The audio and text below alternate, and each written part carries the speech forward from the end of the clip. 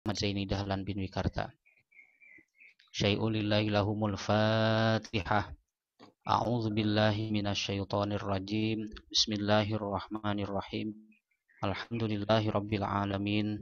Arrahmanir rahim. Maliki yaumiddin. Iyyaka na'budu wa iyyaka nasta'in. Ihdinas siratal mustaqim. Siratal ladzina an'amta 'alaihim ghairil maghdubi 'alaihim waladdallin. Bismillahirrahmanirrahim. Qala al-musannifu rahimahullahu ta'ala wa nafa'ana bihi wa bi'ulumihi fid darain amin ya Allah ya rabbal alamin. Adabul khuruji ilal masjidi. Adab-adaban keluar dari rumah menuju masjid. Fa idza faragta min taharotika, maka apabila engkau telah selesai bersuci, selesai berwudu, kalau itu bersuci dari hadas kecil, kalau dia punya hadas besar berarti dia mandi janabat dulu, baru kemudian dia berwudu. Fasalli fi baitika, maka salatlah engkau fi baitika di rumahmu, rakaatail fajri, 2 rakaat salat fajar. Tapi yang dimaksud di sini rakaatail fajri artinya 2 rakaat salat sunnah fajar atau salat sunnah qobliyah subuh. Kalau ini ke masjidnya waktu subuh. In kanal fajru qad tala'a, jika benar-benar telah terbit fajar. Jadi fajar itu ada 2, ada fajar shadiq, ada fajar kadzib, ada fajar shadiq. Nah, ini kalimat in kanal fajru qad tala'a dalam bahasa Arab kan bisa juga in tala'al fajru, jika sudah terbit fajar. Tapi Imam Ghazali tidak menggunakan bahasa itu di dalam kitab Bidayatul Hidayah. Beliau menggunakannya in kanal fajru qad tala'a. Kita menerjemahkannya biasanya kalau para mutarjim itu orang-orang yang biasa menerjemah itu jika sudah benar-benar terbit fajar. Gitu ya. Ada kata benar-benar dari kata qadnya. Kadzalika kana yaf'alu Rasulullah sallallahu alaihi wasallam. Seperti itulah yang pernah dilakukan oleh Rasulullah sallallahu alaihi wasallam. Jadi Rasulullah sallallahu alaihi wasallam pun seperti itu. Sebelum berangkat menuju masjid, beliau sholat sunnah qobliyah subuhnya di rumah. Adapun ayat yang dibaca, Syekh Nawawi Al-Bantani di dalam kitab Muraqil Ubudiyahnya mengatakan ada 2 pendapat. Pendapat yang pertama yang mengatakan sunnah setelah membaca suratul Fatihah di rakaat pertama membaca surah Al-Kafirun. Kemudian di rakaat kedua selesai membaca suratul Fatihah membaca surah Al-Ikhlas. Pendapat yang kedua masih di dalam kitab Muraqil Ubudiyah bahwa sunnah setelah membaca suratul Fatihah membaca surah Alam Nashrah Laka Sadrak, kemudian di rakaat kedua setelah membaca suratul Fatihah membaca surah Alam Taro Kaifa, Al-Fil ya. Al-Insyirah dengan Al-Fil. Apa faidahnya membaca surat Al-Insyirah dengan surah Al-Fil? Di sini dijelaskan ya, qassarta anhu yada kulli aduwin. Engkau bisa menghalangi, menepis ya tangan setiap musuh yang akan mengganggumu. Jadi sebelum berangkat ke masjid, anjurannya sholat sunnah qobliyahnya di rumah. Tapi bagaimana kalau kita sholat sunnah qobliyahnya di masjid? Ya tidak masalah. Tidak masalah. Summa tawajjah ilal masjidi, kemudian menujulah engkau ilal masjidi ke masjid. Summa tawajjah ay summa khruj ilal masjid, kemudian keluarlah engkau dari rumah menuju masjid. Wala tada'is sholata fi jama'atin, janganlah engkau meninggalkan sholat berjamaah ya. Bisa fi jama'atin, kalau fi-nya hilang jama'atan jadi hal gitu ya. Dalam bahasa Arab, posisi jar majrur fi jama'atin itu jadi hal dari la tada'is sholat. Janganlah engkau meninggalkan sholat berjamaah. La siyama sholat subhi, terutama sholat subuh. Mengapa tidak boleh meninggalkan sholat berjamaah? Karena saking besarnya pahala orang yang melaksanakan sholat berjamaah. Ada hadisnya ya. Rasulullah Shallallahu Alaihi Wasallam bersabda, "Man sholla arba'ina yauman as-sholawati fi jama'atin." Siapa saja yang melaksanakan sholat 5 waktu. As-sholawat maksudnya sholawatil maktubah. Sholat-sholat fardu yang 5 waktu dengan berjamaah selama 40 hari 40 malam. La tafutu fiha takbiratul ihram. Dia tidak ketinggalan takbiratul ihram bersama imam. Kataballahu lahu bara'ataini. Maka Allah akan menetapkan baginya 2 kebebasan. Yang pertama, bara'atun minan nifaqi, yaitu bebas dari sifat nifak. Dia tidak akan terkena sifatnya orang-orang yang munafikan. Ada 3. Idza hadatsa kadzaba. Kalau bicara dia berdusta. Wa idza wa'ada akhlafa.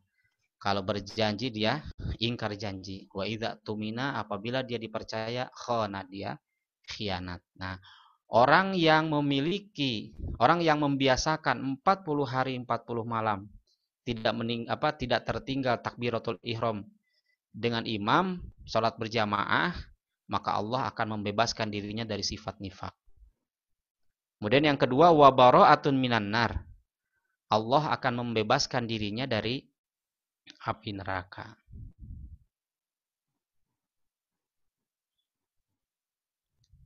Nah, kita lanjutkan.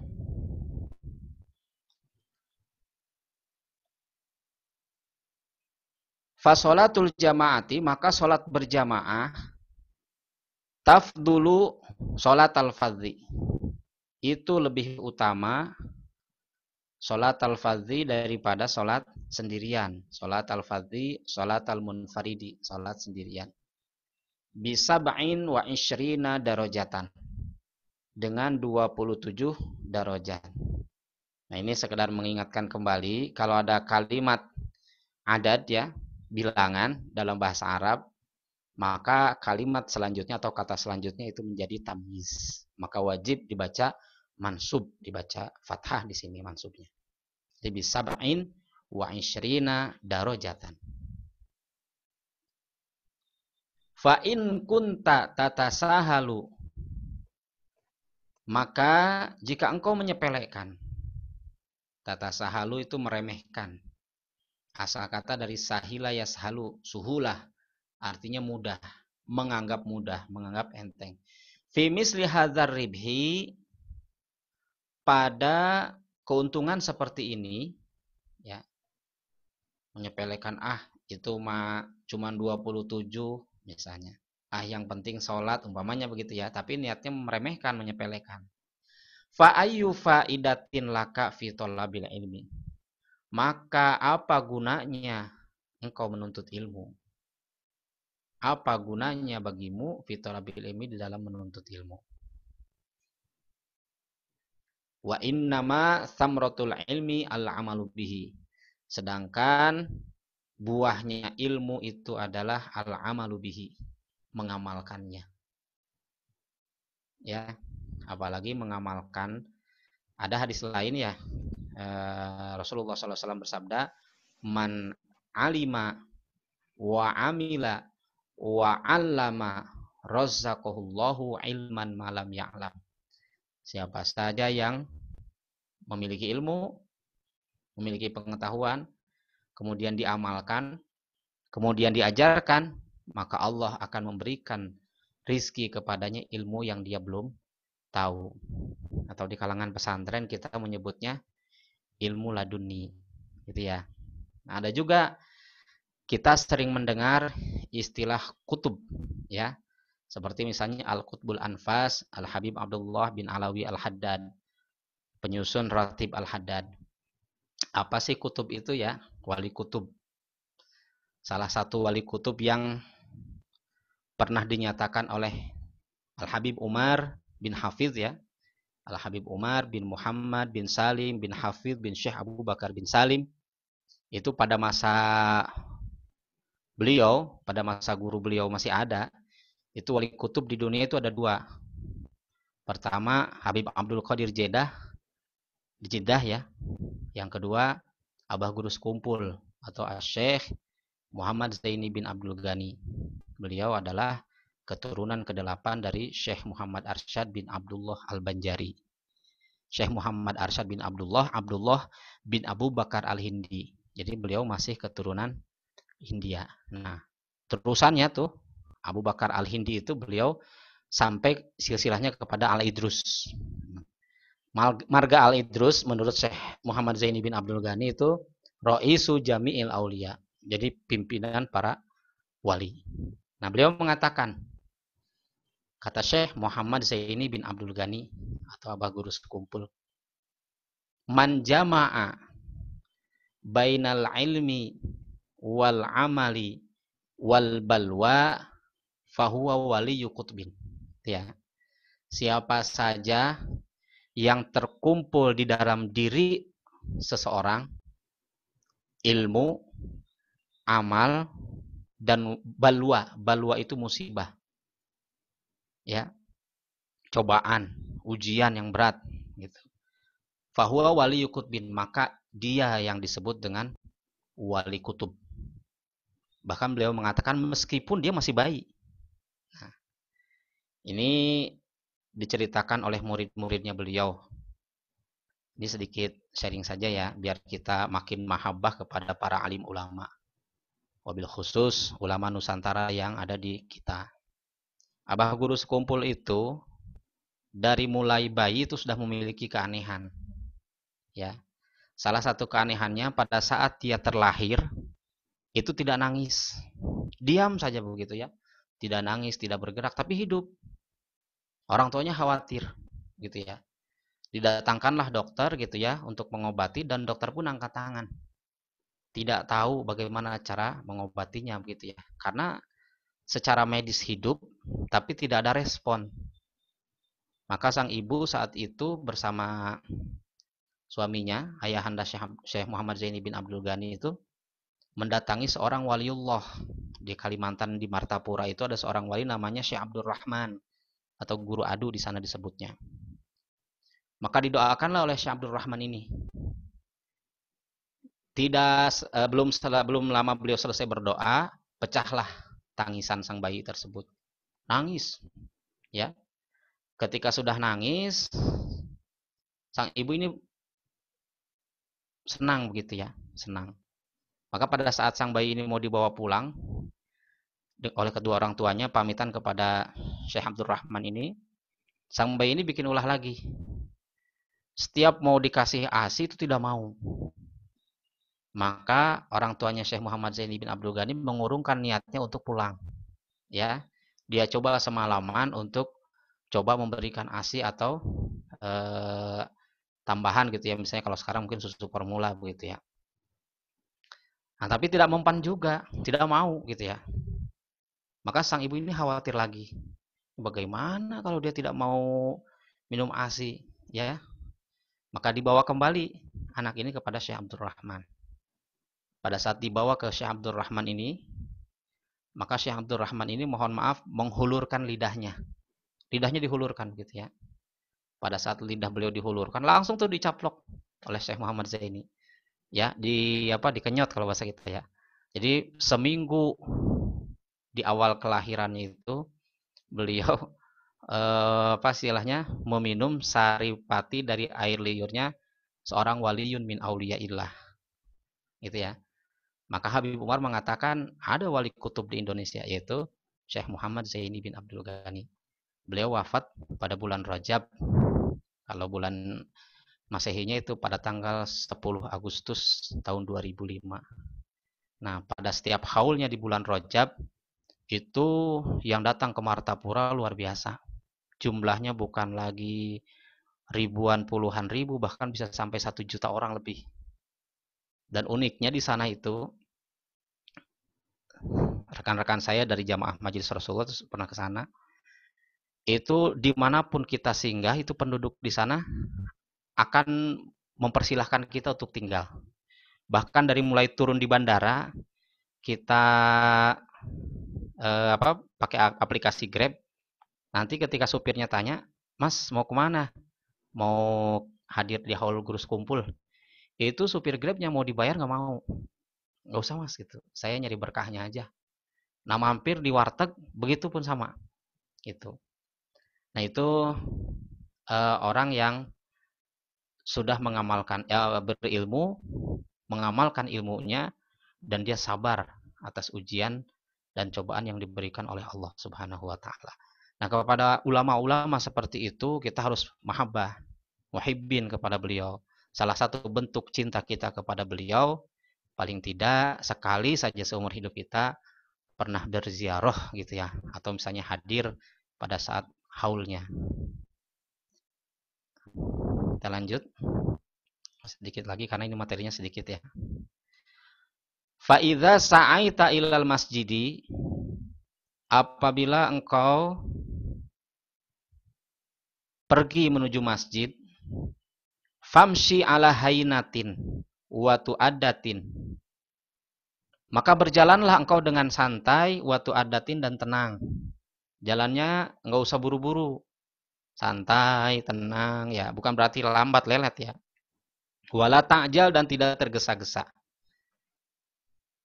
Waqul fi tariqika, dan berdoalah fi tariqika, dalam perjalananmu.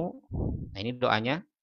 Allahumma ya Allah, ini sesungguhnya aku, as'aluka, aku bermohon kepadamu, bihaqqis sa'ilin, dengan haknya orang-orang yang memohon, alaika, atasmu, wa bihaqqir raghibina, dan dengan hak orang-orang yang berharap, ilaika, kepadamu, wa bihaqqi mamsyaya hadza ilaika, dan dengan hak perjalananku ini kepadamu. Fa inni lam akhruj asyaron, maka sesungguhnya aku lam akhruj, aku tidak keluar dari rumah, asyaron, untuk berbuat keburukan. Wala batoron, dan tidak juga untuk berbuat kekerasan. Wala riyaan, dan tidak juga untuk berbuat riya, ingin dilihat orang. Wala sum'atan, dan tidak juga untuk berbuat sum'ah. Sum'ah itu ingin didengar oleh orang. Bal kharajtu ittiqa'a sakhatika, akan tetapi aku keluar ittiqa'a sakhatika, semata-mata karena takut akan murkamu. Wa btigha'a mardatika, dan mengharapkan ridhomu.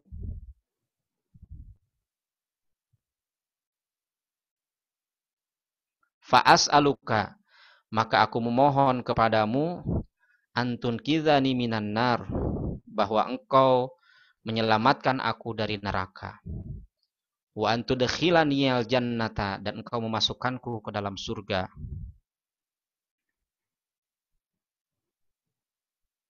Wa antaghfira li dzunubi, dan engkau mengampuni dosa-dosaku.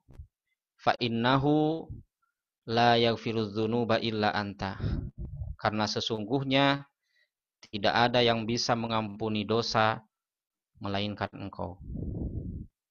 Nah ini doa dibaca pada saat kita di perjalanan menuju masjid.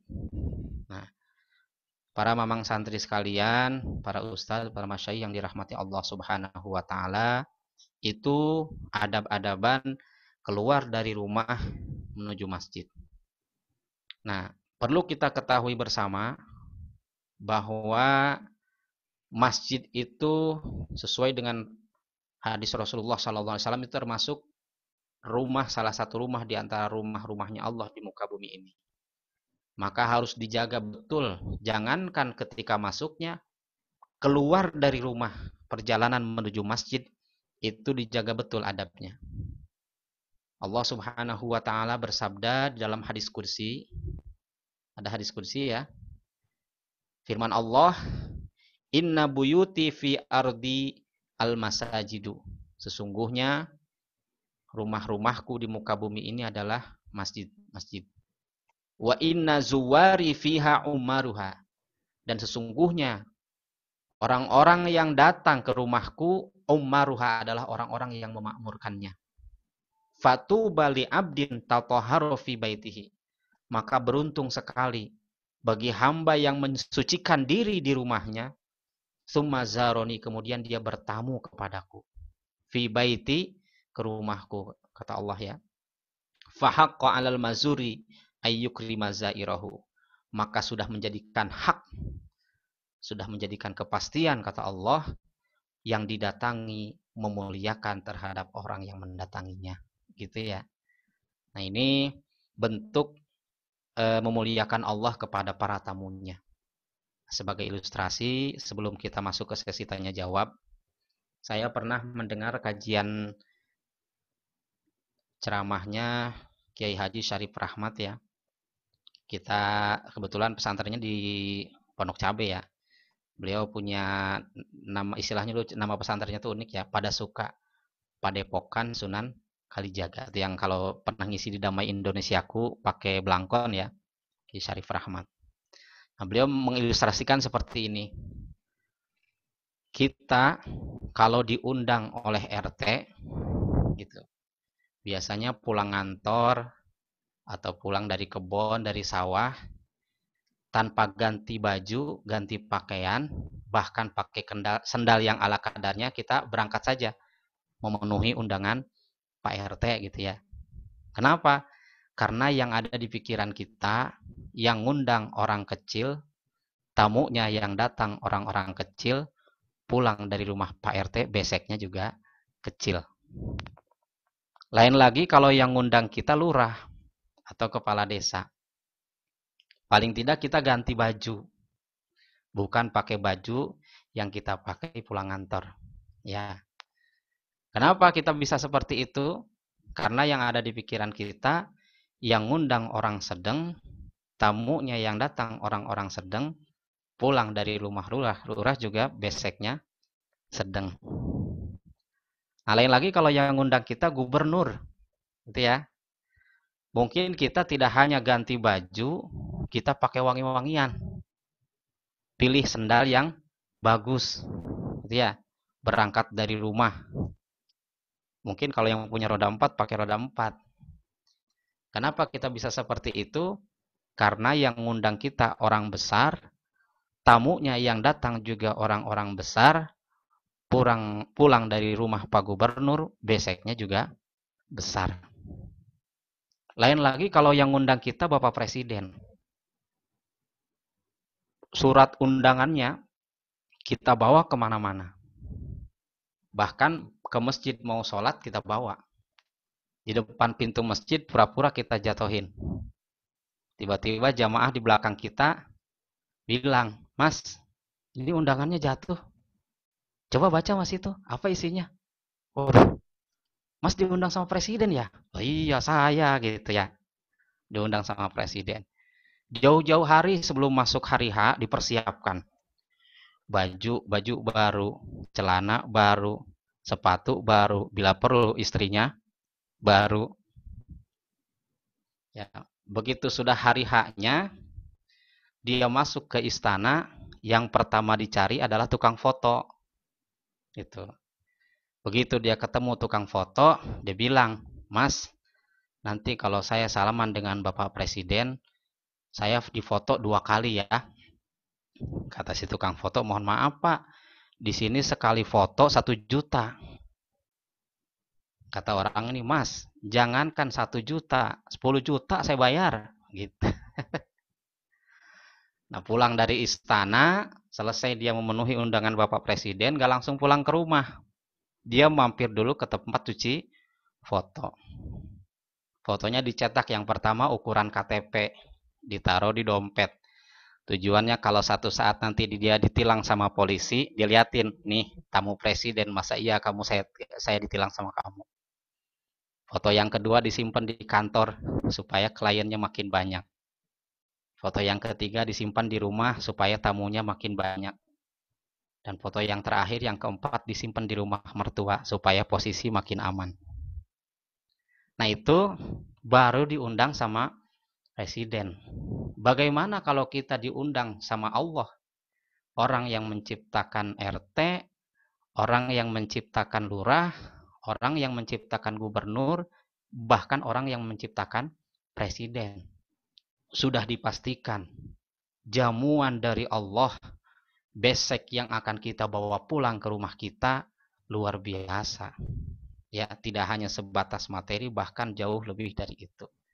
Mudah-mudahan ini bisa memotivasi kita supaya semangat kita untuk tetap beribadah, terutama untuk wilayah-wilayah yang masih masuk zona hijau dan masih memungkinkan untuk melaksanakan sholat tarawih berjamaah dengan ketentuan dan aturan yang sesuai dengan penanganan COVID-19, ya, tetap semangat, yakin kepada Allah, ya, sambil tetap terus waspada atas wabah penyakit yang melanda negeri kita saat ini. Itu saja mungkin, selanjutnya bisa masuk ke sesi tanya jawab. Kurang lebihnya mohon maaf, mudah-mudahan ada manfaatnya. Wallahul muwafiq ila aqwamit thoriq. Assalamualaikum warahmatullahi wabarakatuh.